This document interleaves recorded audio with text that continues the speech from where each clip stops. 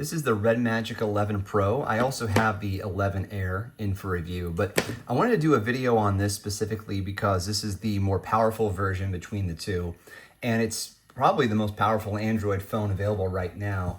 In particular, built for gaming. You might actually hear fans running. You can see the lighting here representing the exhaust. They've done a lot. I'll show you, I'll take this controller off in a moment. I'll show you the whole outside of the phone, but I wanted to first show you what I'm doing. This is Steam. This is my Steam library, a game from my Steam library. This is Blasphemous 2 that I'm playing, and I'm able to play it because there's this app out there called GameNative that allows you to install games from your Steam library. And there are a couple other options too. There's Game Hub. I went with GameNative just because I tried both and Hub wasn't working as well. So, you know, you probably have to play around with it a little bit to get the settings correct, you know, go into your video settings, make sure you can stretch it out, get the right resolution, aspect ratio, and all that stuff. This is an emulation of Windows that then allows the games to pass through. It's very cool to be able to play your Steam library on Android. I'm doing it using a Razer Kishi Pro controller. One of the things I like about this is there is a pass-through right here for USB-C and a headphone jack, so you can just keep playing without draining your battery. But yeah, very cool that you can do this. Now, this phone features a nearly 7-inch display. It's a let me get out of this real quick, 6.85-inch display. It is OLED, of course, so it looks amazing. It has a maximum brightness of 1800 nits, and it's supported by Gorilla Glass. Really nice overall feel for this phone. It's like a candy bar style, right? So it's quite a bit, it's tall, it's not wide, it's pretty thin, and it's thick, and it's very smooth on the back. On the back, you're going to see me for a second, but you're going to see the cooling apparatus. I like how they highlight this, and you can adjust the colors of this. Well, not this part, but these two here, the fan and this logo, you can adjust. This is also a status indicator. You can have it do different things. So, for example, I mean, it is slippery, by the way, just the way that it is, without a case or any kind of protective thing on it. So you go to your light strip. You can adjust the settings for different scenarios, or you can just have it be static. There's a power savings option to just disable those lights. I don't really think those lights take up a ton of power, but it is a feature. You can change the color, like I mentioned. I like matching this thing as much as I can. And if we go to liquid cooling circulation, you can enable or disable this. Turning on liquid cooling can reduce the heat of the phone. See that? You can change the pace.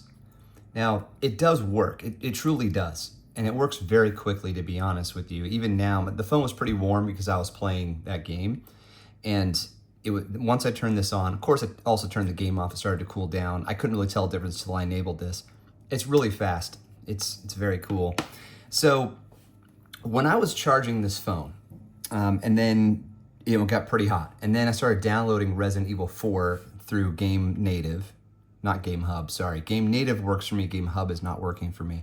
Anyway, with GameNative, it was very, very hot.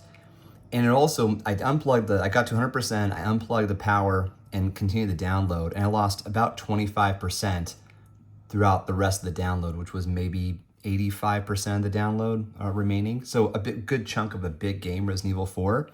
And it got super hot. The fans were spinning, but I didn't have the liquid cooling turned on. And now I wonder if I had enabled that, if it wouldn't have been as hot.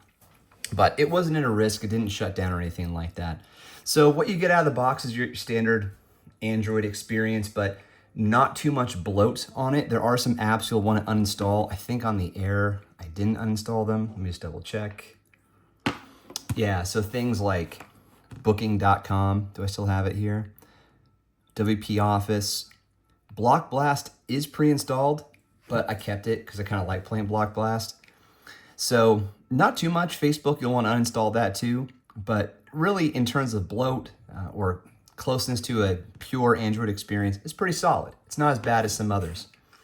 Okay, I'll do a separate video on the Air, but I just want to show that I have it so you guys know. Okay, now on the inside, with the Snapdragon 8 Elite Gen 5, super powerful. the fastest chipset right now. And RAM configurations vary from 12 to 16 to 24. It is LPDDR5T. On the storage side, you can configure it from 256 up to a terabyte, and there's a 512 option in there too. As far as compatibility goes with different carriers, I didn't test that. Sorry, I just don't have a spare SIM, and I don't want to pay for an account to test the phone. So I don't know how it's going to perform in the US on Verizon or other carriers, but I have tested these phones in the past, like previous REDMAGIC phones, and they worked pretty well. I can't remember there being a big problem. So it's kind of hard to tell, but there is a difference in thickness between the Air and the Pro. The biggest difference, though, is just the aesthetic. This doesn't have the same level of cooling. The Air doesn't, as the Pro. And it doesn't have the sophistication of the lighting either. All right, so the Pro, it is a thick, heavy phone, but it's also quite beautiful. I love the design. I just don't like the glass back. They had a Pro phone, I think it was the 9 that I reviewed, where the back was more matte finished, so it was more comfortable. Okay, so inside the box, which I have right here, it does come with a fast charger, which I just dropped. Comes with a fast charger. I haven't opened or used it yet because I have a fast charger lying around, but hey, that's great. It still comes with a fast charger because not every brand does that nowadays. So we do have to highlight it when we see it. And I'm pretty sure there's a case protector in here. Sorry, a phone protector case right here. So if, like me, you're not too happy with how slick the bottom is, you throw this on there. It's free and it provides a little bit of grip and some protection. I mean, it's not like the world's nicest case or anything like that, but it's there. And it's free. Well, you're paying for the phone to get the case, but you know what I mean. It's not an extra cost or an extra purchase that you have to make. All right, I'm trying to get the case off because I don't like it. All right.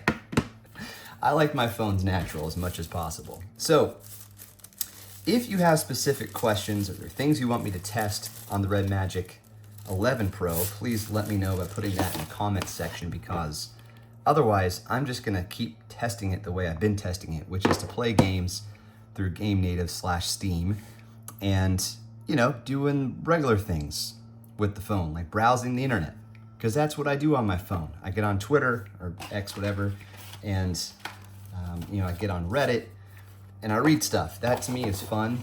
So if there's anything else you want me to test, let me know. But yeah, it's been fun. I like testing these phones. Every year they iterate, the REDMAGIC folks do, they give you a slightly better phone, a little more powerful and such.